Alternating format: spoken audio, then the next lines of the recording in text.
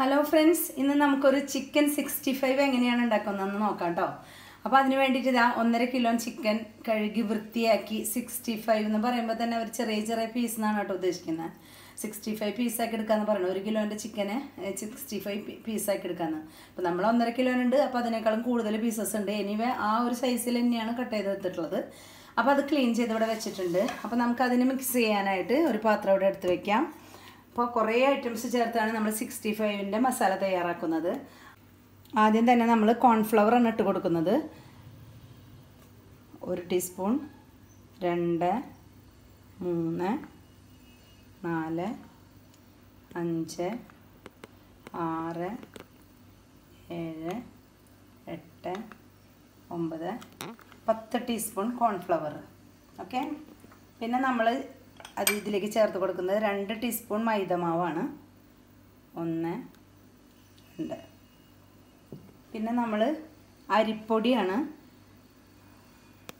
1, 2, 3, 4, 5, 6 teaspoon അരിപ്പൊടി. Okay.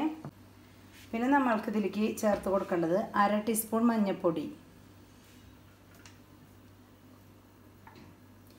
മല്ലിപ്പൊടി 1 teaspoon, കുരുമുളക് പൊടി 1/4 ടീസ്പൂൺ, ജീരകപ്പൊടി 1/4 teaspoon, garam masala 1/2 teaspoon, Kashmiri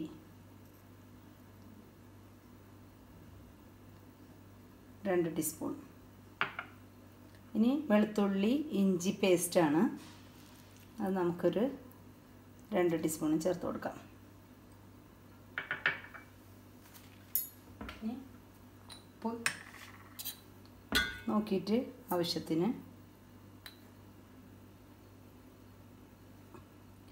2 teaspoon ചേർത്തുണ്ട്. ഇനി നമുക്കിതെല്ലാം കൂടെ ഒന്ന് മിക്സ് ചെയ്തെടുക്കാം.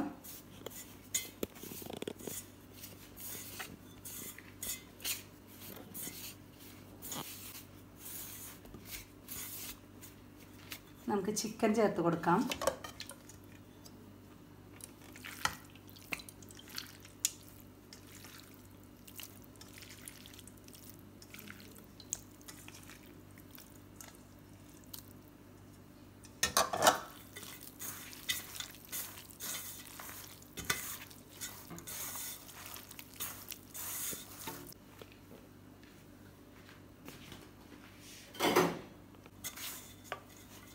നന്നായി പൗഡർമേൽ എല്ലാ ചിക്കനുമേലൊക്കെ നന്നായി ആയിട്ടുണ്ട്. അതിനുശേഷം നമുക്ക് ആവശ്യത്തിന് വെള്ളം ചേർത്തിട്ടൊന്ന് കുഴച്ചെടുക്കണം. ആദ്യം വെള്ളം ചേർക്കാത്തത് വെള്ളം കൂടിപ്പോകണ്ടെന്ന് വിചാരിച്ചിട്ടാണ്. ആദ്യം വെള്ളം ചേർത്താലും കുഴപ്പമില്ല, നിങ്ങളുടെ സൗകര്യത്തിന് നിങ്ങൾക്ക് ചെയ്തെടുക്കാം. ഇതെല്ലാം ഈ ഇറച്ചിയും ഈ മസാലക്കൂട്ടെല്ലാം നന്നായി പിടിക്കണം, അതിന് വേണ്ടിയിട്ടാണ് കേട്ടോ.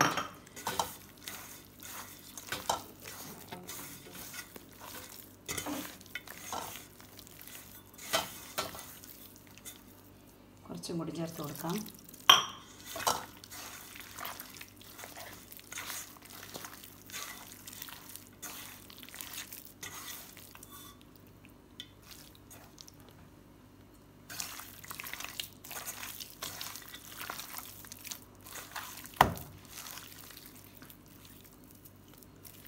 എല്ലാ പീസുമേലും പിടിച്ചിട്ടുണ്ടോ എന്ന് നമ്മൾ ചെക്ക് ചെയ്യണം.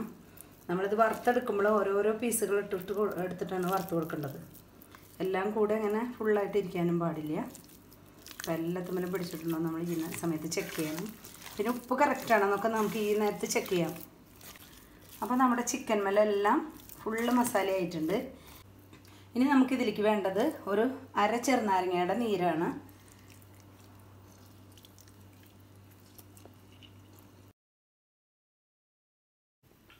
ഇതിലേക്ക് 2.5 ടീസ്പൂൺ തൈരും കൂടെ ചേർത്ത് കൊടുക്കണം.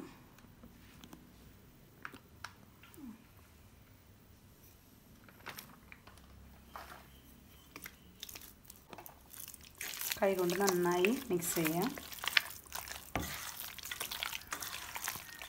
ഇനി നമുക്കിത് 1 മണിക്കൂർ റെസ്റ്റ് ചെയ്യാൻ വെക്കാം. കുറച്ച് കൂടുതൽ ടൈം വെച്ചാലും കുഴപ്പമില്ല കേട്ടോ. മിനിമം 1 മണിക്കൂർ നമുക്കിതൊന്ന് മൂടി വയ്ക്കാം. അപ്പോൾ നമ്മുടെ ചിക്കൻ 65 ഉണ്ടാക്കാനായിട്ട് ഇതാ ഇവിടെ ഒരു തവ വെച്ചിട്ടുണ്ട്. ഇനി നമുക്കതിലേക്ക് കുറച്ച് വെളിച്ചെണ്ണ ഒഴിച്ചു കൊടുക്കാം. നമ്മൾ വെളിച്ചെണ്ണയിലാണ് ഉണ്ടാക്കുന്നത്. നിങ്ങൾക്ക് ഏത് ഓയിൽ വേണമെങ്കിലും യൂസ് ചെയ്യാം കേട്ടോ. ഞാൻ വെളിച്ചെണ്ണയിലാണ് ഉണ്ടാക്കുന്നത്. ഞാൻ 2-3 പ്രാവശ്യമായിട്ട് വറുത്തെടുക്കണം, കാരണം അല്ലെങ്കിൽ ഒരുപാട് വെളിച്ചെണ്ണ വേസ്റ്റ് ആവില്ല. ഞാൻ ഈ വെളിച്ചെണ്ണ പിന്നെ ഉപയോഗിക്കാറില്ല, അത് കളയണം. അപ്പോൾ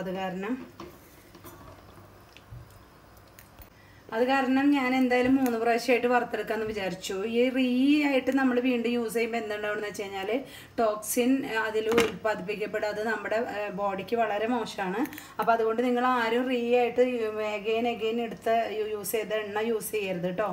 അപ്പോൾ നമ്മൾക്കിത് ഇനിയിപ്പോൾ നമ്മുടെ വെളിച്ചെണ്ണ ചൂടായിട്ടുണ്ട്, നല്ല തിളച്ച് വന്നു തുടങ്ങി. നമുക്ക് ഓരോ പീസായിട്ട് നമ്മുടെ ചിക്കൻ പീസ് ഇങ്ങനെ ഇട്ട് കൊടുക്കുക.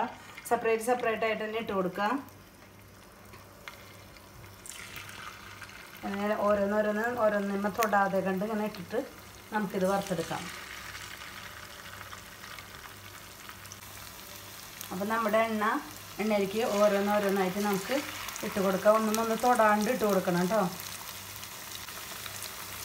ശരി, നമ്മൾ ഈ ചിക്കൻ 65 ഉണ്ടാക്കാനായിട്ട് ബോൺലെസ് ചിക്കനും ബോണുള്ള ചിക്കനും നമുക്ക് യൂസ് ചെയ്യാൻ പറ്റും.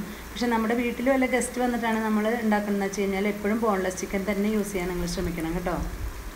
നമ്മളിതൊക്കെ ഒന്ന് മറച്ചിട്ട് കൊടുക്കുന്നുണ്ട്. നമ്മൾ കുറേ സമയം ഇത് മാരിനേറ്റ് ചെയ്തിട്ട് വെച്ച കാരണമാണ് നമുക്ക് കണ്ട ഒരു വെളിച്ചെണ്ണയ്ക്ക് നമ്മൾ വളരെ ക്ലിയറായിട്ട് തന്നെ നല്ല ക്ലീനായിട്ട് ഈ ചിക്കനിന് തന്നെ എല്ലാ മസാലകളും പിടിച്ചിരിക്കും കേട്ടോ. അതാണ് മിനിമം 1 മണിക്കൂർ വെക്കണം എന്ന് പറയുന്നത്. നമ്മളിപ്പോൾ ഇത് 2 മണിക്കൂർ വെച്ചു കേട്ടോ.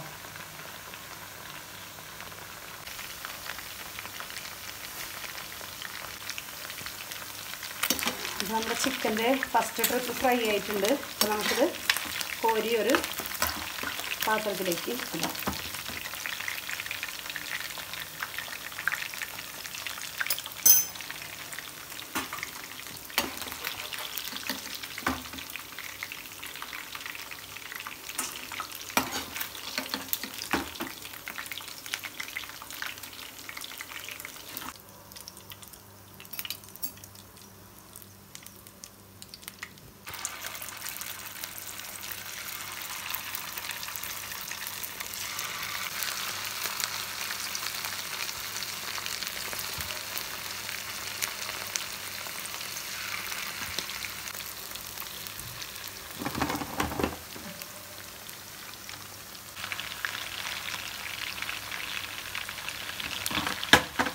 രണ്ടാമത്തെ മറച്ചിട്ട് കൊടുത്തിട്ടുണ്ട് കേട്ടോ നമ്മൾ. അപ്പോൾ നമ്മൾ രണ്ടാമത്തെ ട്രിപ്പും ചിക്കൻ ഫ്രൈ ആക്കി എടുത്തു. നമുക്ക് ഇതിലേക്ക് ഇട്ട് കൊടുക്കാം.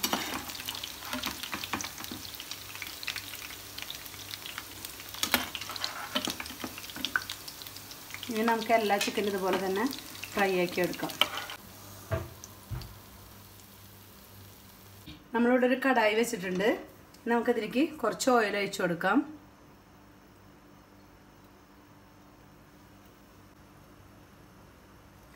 നമുക്കിതിലേക്ക് 1 ടീസ്പൂൺ ജിഞ്ചർ ഗാർലിക് പേസ്റ്റ്,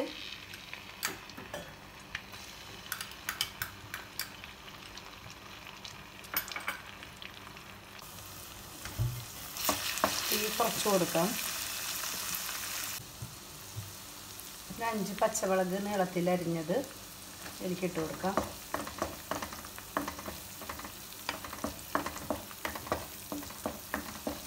തീ കുറവാക്കിയിട്ടുണ്ട് കരിയാണ്ടിരിക്കാനായിട്ട്. കുറച്ച് കറിവേപ്പില,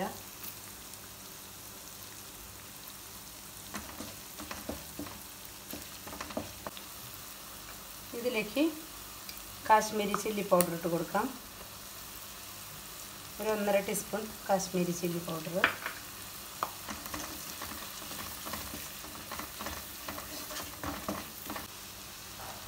ഒരു 1/2 ടീസ്പൂൺ കുരുമുളക് പൊടി,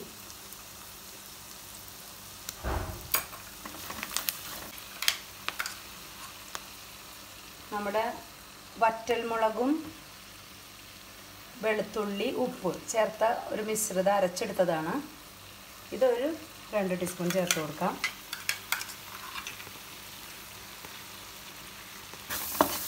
അപ്പോൾ നമുക്ക് കുറച്ചും കൂടി ഉപ്പ് ഇട്ട് കൊടുക്കണം.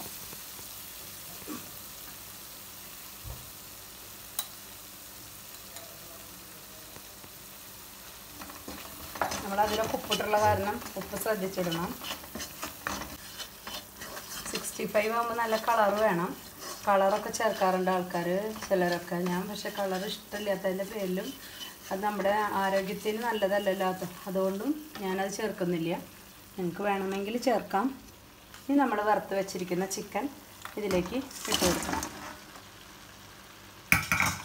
നന്നായി മിക്സ് ചെയ്തെടുക്കണം.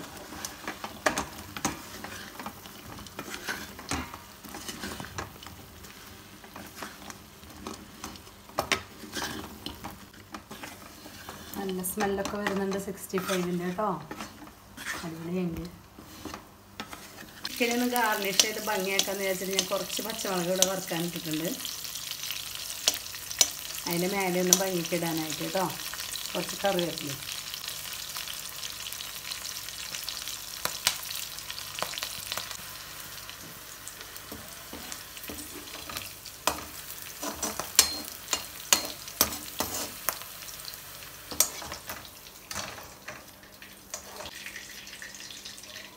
നമുക്കിത് ഇതിൻ്റെ മേലെ ഒന്ന് വെതറിയിടാം.